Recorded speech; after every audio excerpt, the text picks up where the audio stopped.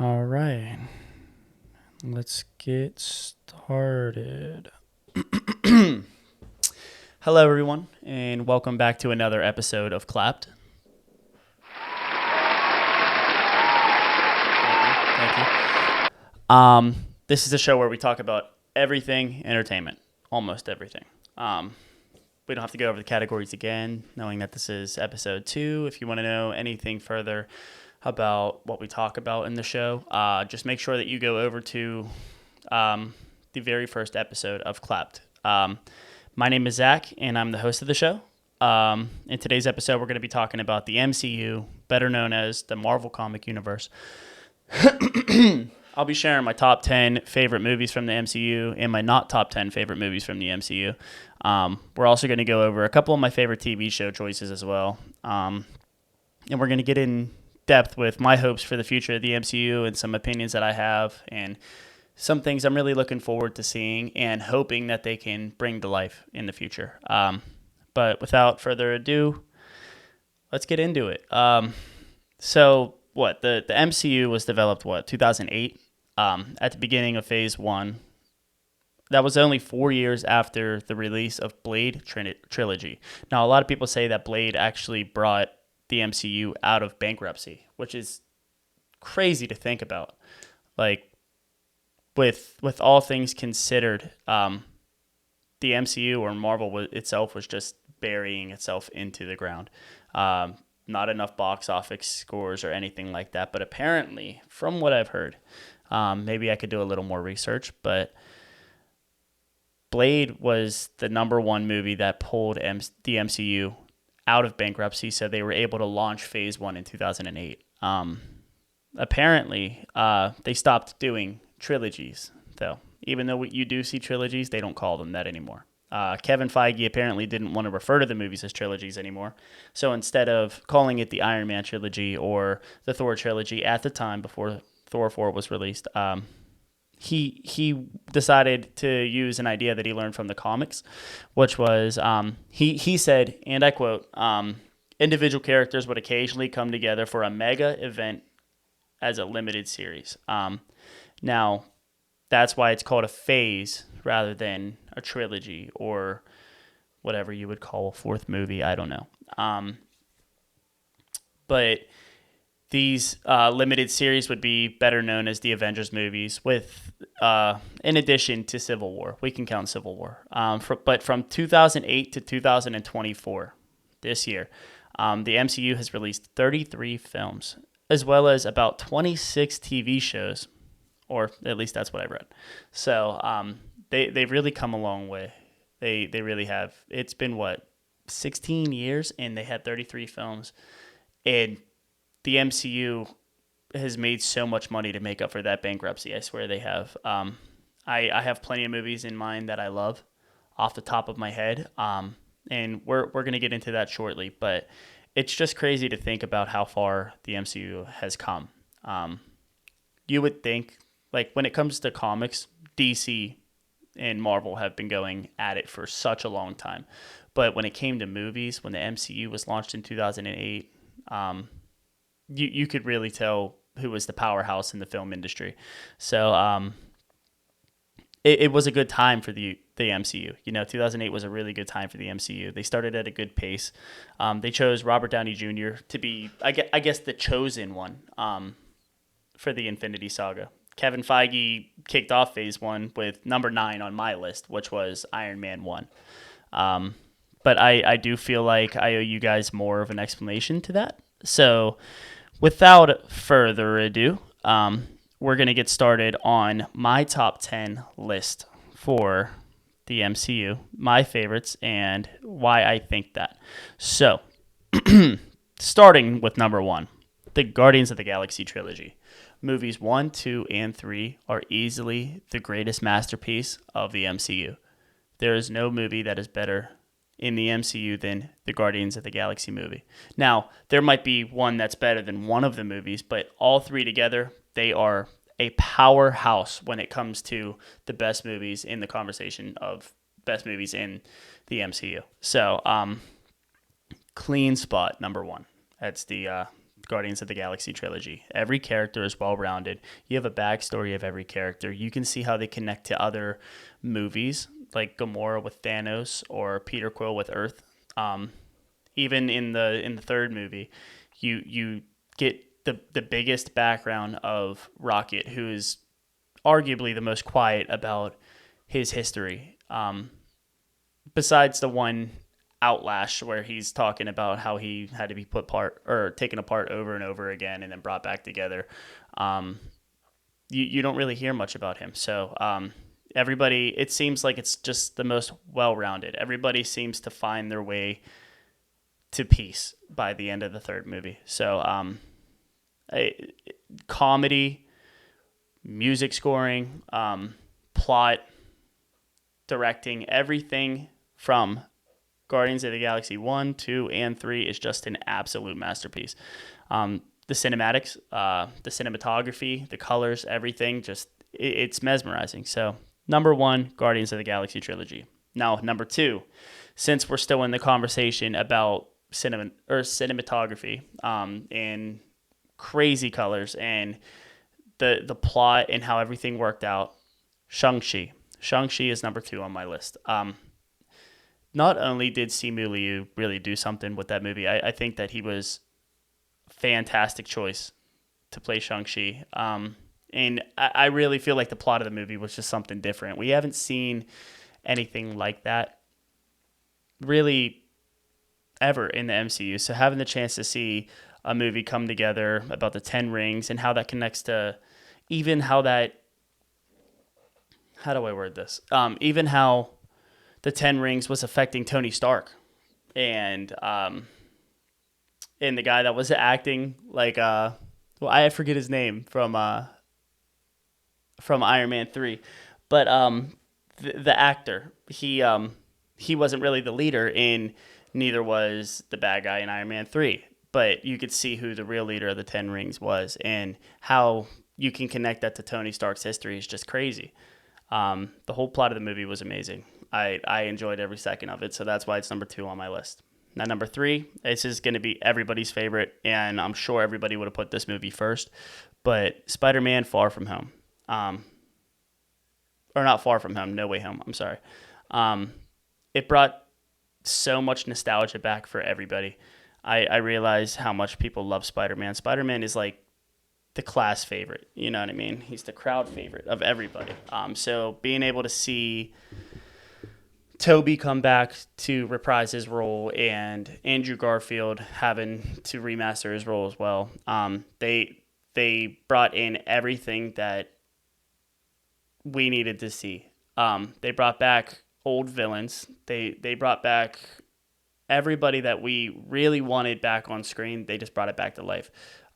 Now, I will say a lot of us called that coming, and I think the MCU might have heard, like, yo, we got to give the fans what they want. This is our chance to break the multiverse and have a crossover. And when's the next time we're going to be able to do this until Secret Wars or the Kang Dynasty? So this was a really huge stepping stone for the MCU when they chose that. And that's why it's number 3 on my list. Number 4, Captain America Civil War. Now, I'm not a big Captain America fan. I don't like the first Captain America, and I'm pretty sure 80% of our population hates Captain America, the Winter Soldier.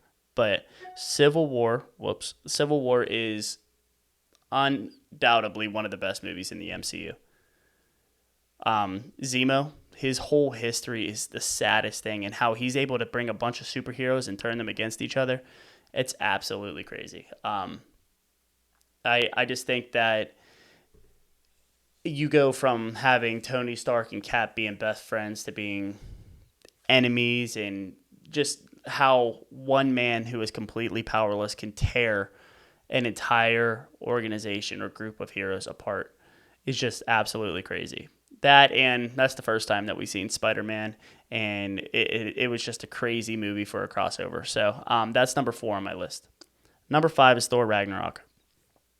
Thor is one of my favorites. I only have a couple, but Thor is one of my favorites. And this is the movie where he learned that he doesn't need a hammer in order to unleash power.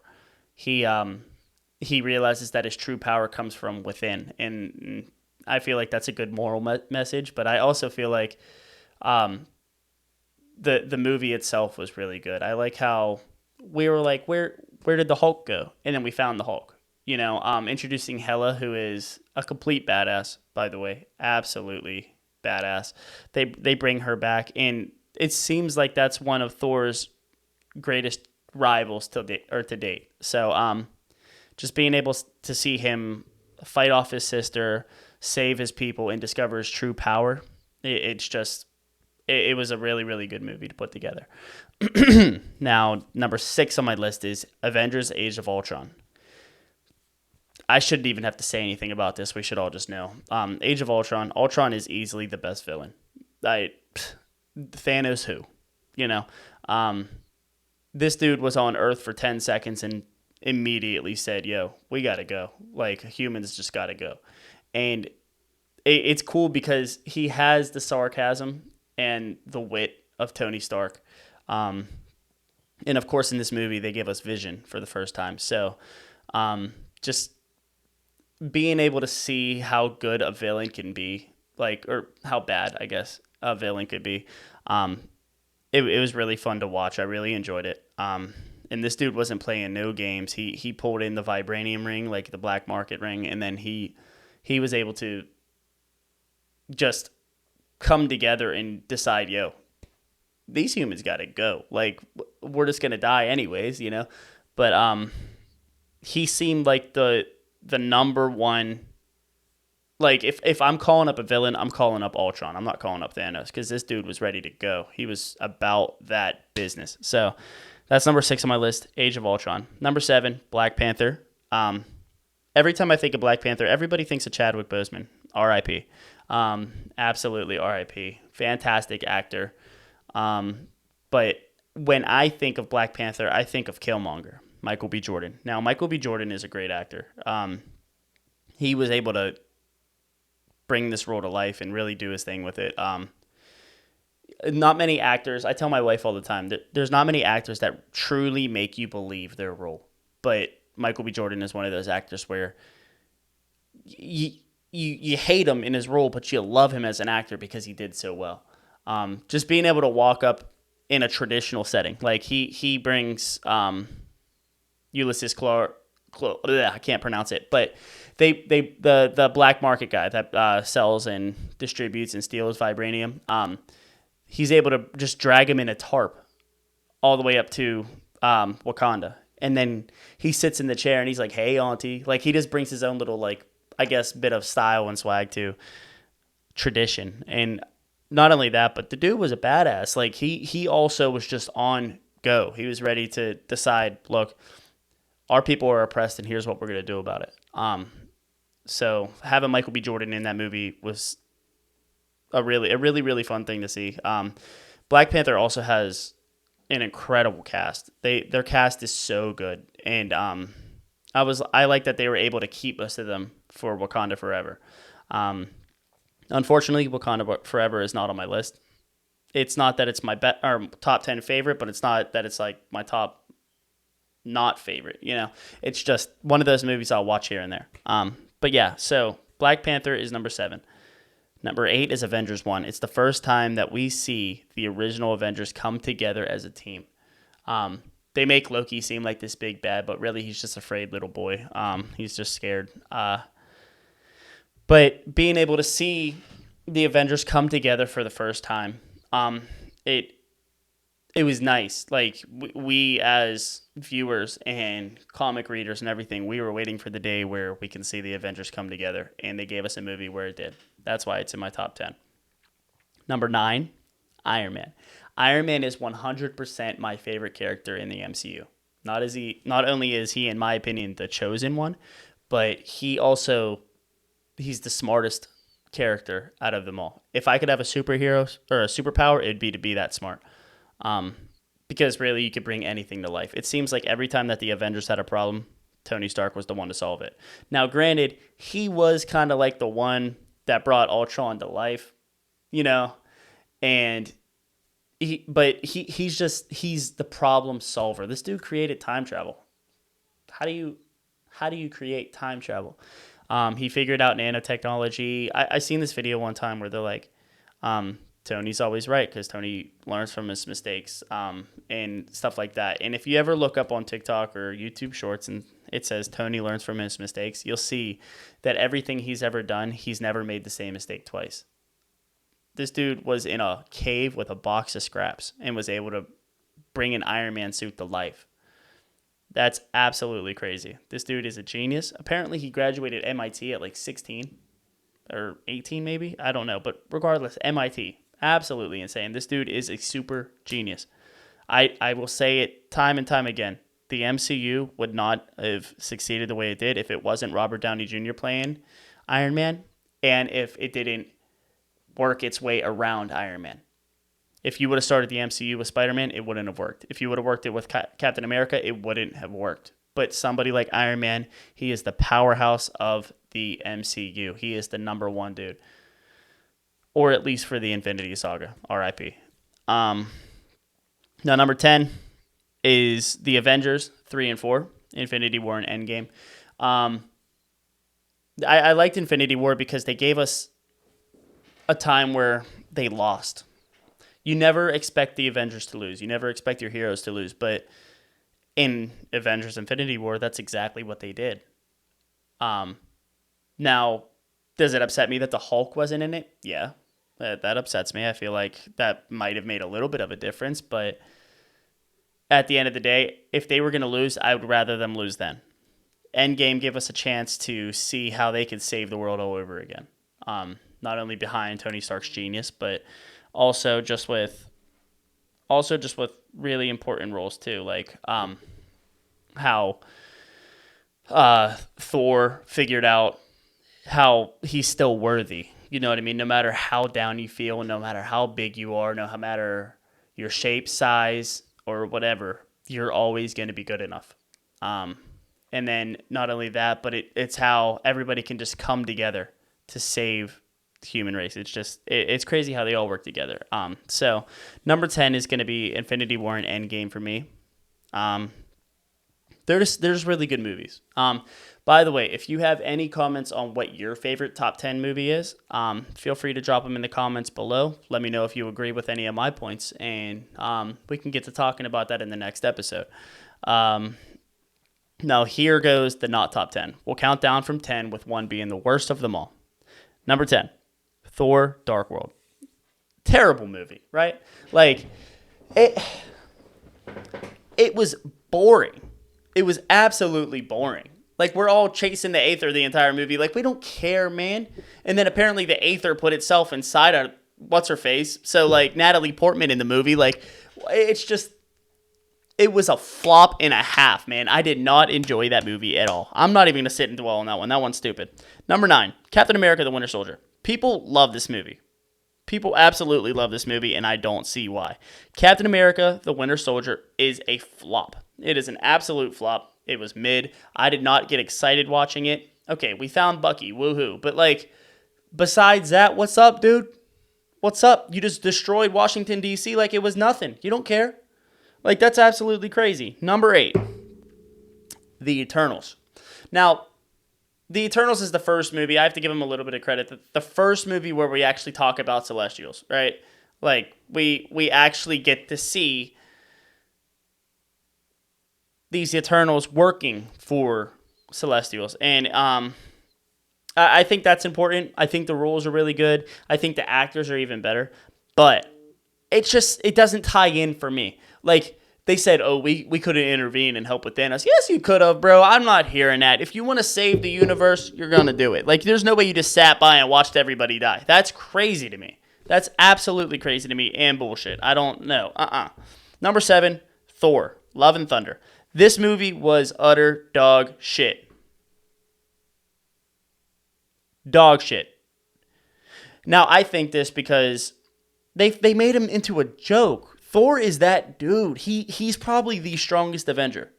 And they just made him into a joke. Everything's funny. Like, dude's riding around on the axe. Like how are you using Stormbreaker as a broomstick and flying it around. It's not Harry Potter. We don't fucking care. Now, I understand the MCU is moving toward funny movies and having comical parts, but like, don't do that to Thor. Thor's funny moments were already good. You just made it worse. You turned him into a joke. Now he's soft and he's a joke. I don't know. It was really cool seeing Christian Bale come back. Like, he's never been in the MCU, so he ended up being a hero as Batman for everybody that watches DC movies. But, and in my opinion, one of the best Batman. But we'll get to that on a later date. But when he came in to the Thor movie, like, he was so good. But you can't have a good movie if the plot is bad, and the plot is terrible. It is just a terrible movie. It really is. It has good parts, like when he grabs the lightning bolt, that's tough. But like fighting on that dark planet, you're literally running around on a circle. Like, that's stupid to me.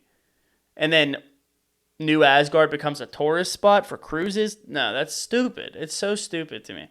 And then Jane Foster's like, apparently she's worthy for the power of Thor.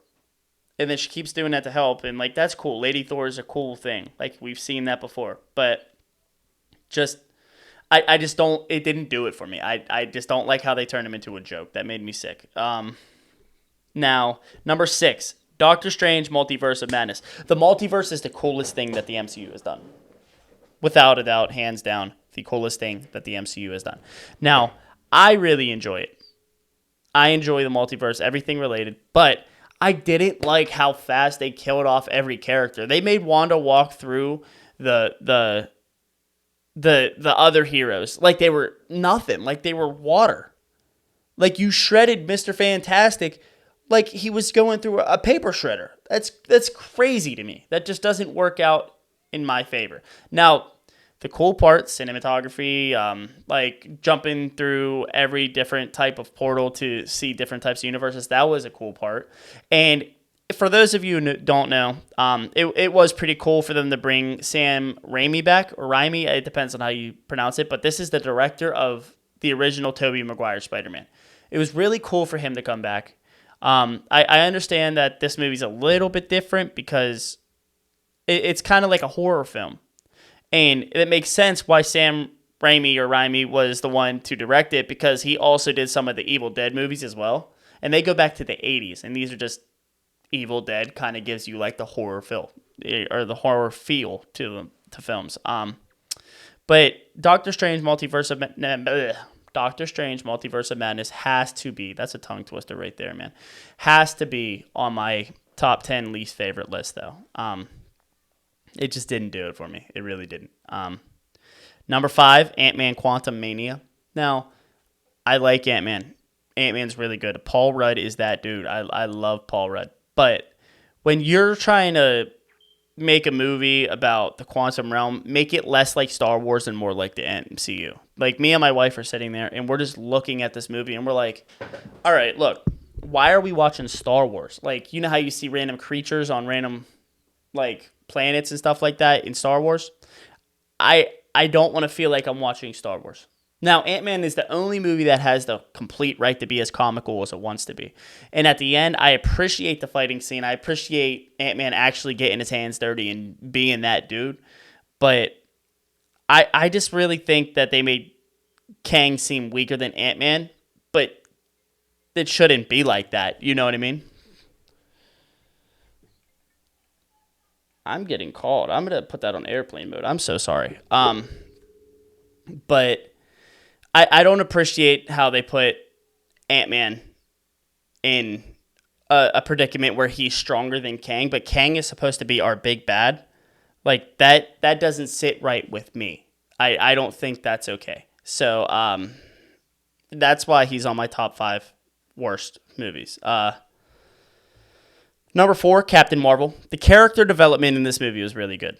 And the movie itself was good. I just felt like I had to put it on the list because it felt like such a random movie. Like, we didn't know who the Skrulls were. We were a bit confused on the Kree.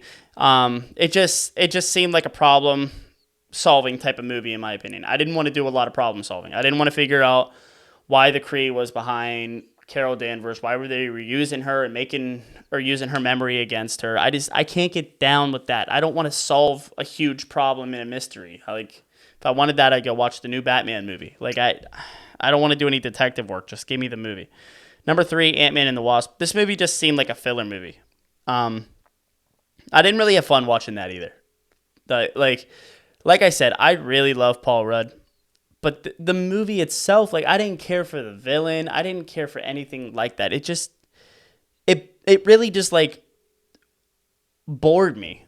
Now, I love Paul Rudd. Paul Rudd's character as Ant-Man is unmatched. I don't think there's one person on the planet that could do Ant-Man the same way that Paul Rudd does. However, the script was a bit wonky for me. I didn't really like it. Now, number 3 on my least favorite movie list was that number 3? Okay, that was number 3. So sorry. Number 2, Spider-Man 3 with Tobey Maguire. This does not fit into our timeline, nor is it an MCU movie at the time, but it flopped hard. This movie flopped hard. That's all I got to say. It was Spider-Man 3 was easily one of the hardest flops ever. We got the Venom we want now, but it took us a long time to get here. Number 1, The Marvels. I recently seen this movie.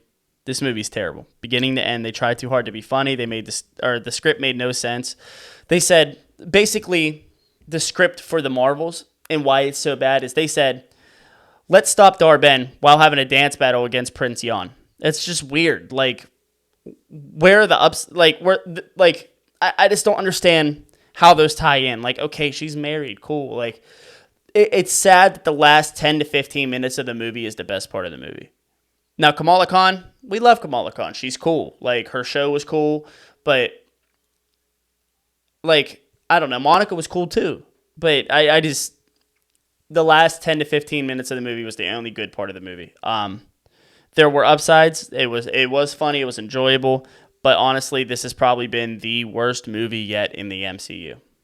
I'm just not a fan of it. I do want to talk about my top 10 favorite TV shows of the MCU, and we're going to go from 10 being the worst to 1 being the best. It's not saying that all 10 are bad, but it's just my opinion. Now, my top 10 for the top 10 best TV shows in the MCU, starting at number 10, is my least favorite, WandaVision. It took way too long to get to the point for me. People will tell you have to watch 3 or 4 episodes in order to like it. It started off way too slow, way too boring. And if you're a normal person that doesn't actually get into these movies, you're not going to sit there and watch that. But if you're a real MCU fan, like I am, I watched it all. But it was dreadful. So I can see why somebody that doesn't watch the MCU would not want to watch it. It makes sense. Number 9, Secret Invasion. This show was dog shit. It was absolute dog shit. It was the worst TV show I've ever seen in my life. This is probably a typo because WandaVision was better than Secret Invasion, and I'm just being completely honest. So, my bad. Let's swap those out. WandaVision 9, Secret Invasion 10. Number 8, Iron Fist. Man, that's just a good show. It's like an average hero show. I really enjoyed watching it. It seemed like out of the blue.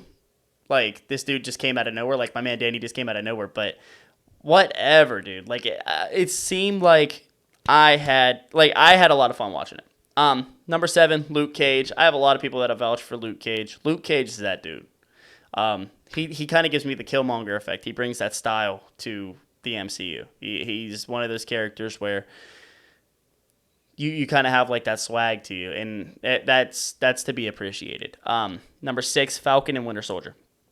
I don't think there's a better duo. Honestly, they're so funny. Anthony Mackie and Sebastian, whatever his name is, they just feed off each other on camera. You could just tell. But the way that it ended, I can't wait for Winter Soldier or Falcon and Winter Soldier the next season. I just cannot wait. The new suit. It's kind of like you discovering that Sam really deserves the power and the not the power, but the privileges of Captain America. He deserves it more than anybody. Now that Cap's gone, there needs to be somebody that's like Cap, and there's not a closer person than Sam Wilson. So yeah, that's my number 6. Number 5, The Punisher. There are not enough seasons in The Punisher. They need to make them forever. They need to make them forever. Not only is the dude that plays the Punisher a good actor, but the script was beautiful. It was easily the best script I've never watched a show with that good of a script. Now, there's a couple more that do have good scripts, and I'll tell you why. But straight up, no power, no superpower at all. This dude made me believe he was superhuman anyways. And he did everything for the right reason. Just a complete badass. Number 4, Daredevil. Now, Daredevil, some would say that he does have powers. I would say he does have powers. But every single episode of Daredevil, even his cameo in Spider-Man, all flawless. Charlie Cox is the number 1 actor that could possibly ever play Daredevil. I couldn't think of another character to play him any better. Number 3, Hawkeye. Obvious reasons. We love Hawkeye. He's getting a little bit old, so like we're letting him see, or we're seeing him train this girl to be the next Hawkeye, and it's really cool. And then we find out about Hawkeye's wife and how she's like some secret agent. Like that was really cool. Like they put like crazy cameos and little Easter eggs in there. So it's to be appreciated. We also got Echo for the first time. Now Echo's not in my top 10. I'm still watching it. The first couple episodes weren't bad.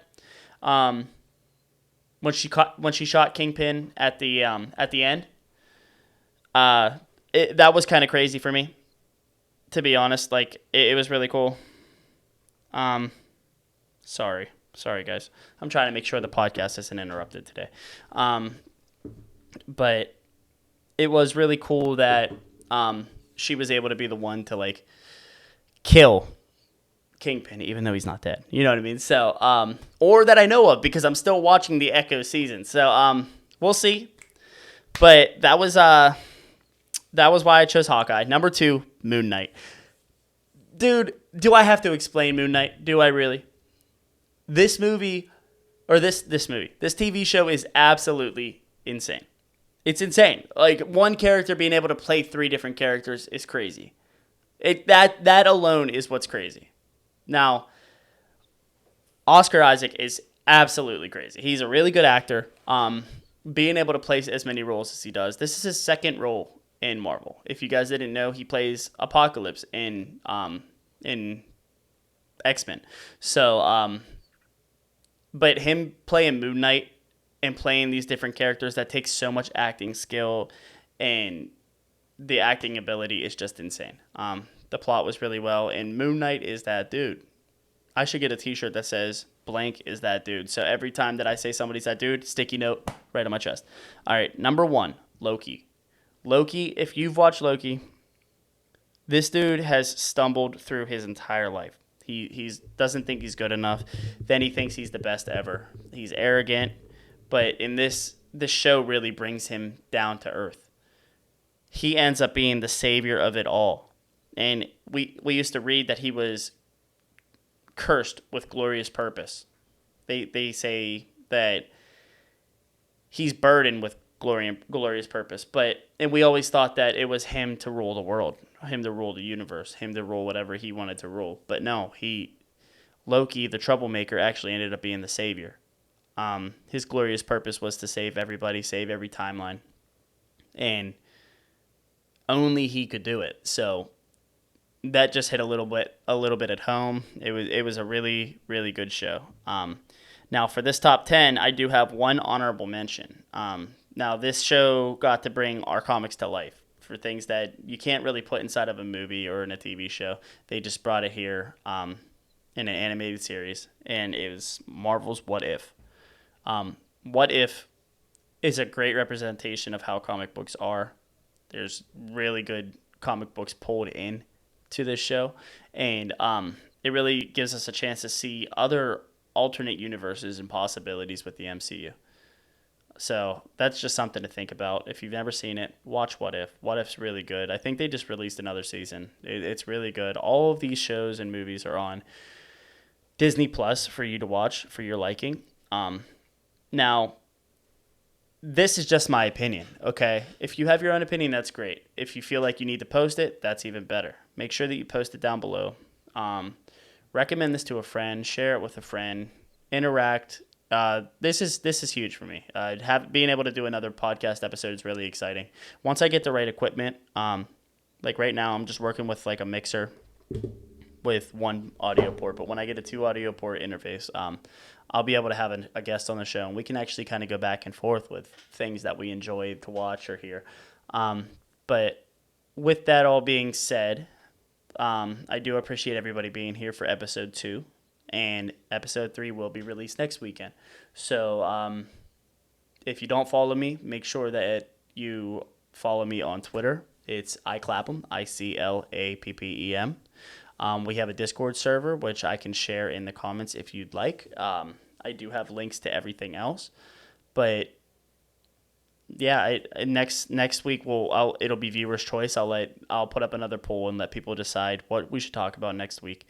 But this has been a great opportunity for me this week to talk about some things that I really find pressing and things that I really like about the MCU. I do want to add in there before I wrap this up, one upcoming project that I really want to see and that I have high hopes for isn't only the Fantastic Four, but it's the Future Foundation. Now, if you don't know what the Future Foundation is, do some homework, man. I've read the comic book, and it's really good. So, just things to think about. But we're about 40 minutes here, so we're gonna wrap it up. I appreciate everybody watching, and I'll see you guys in the next podcast episode. Peace.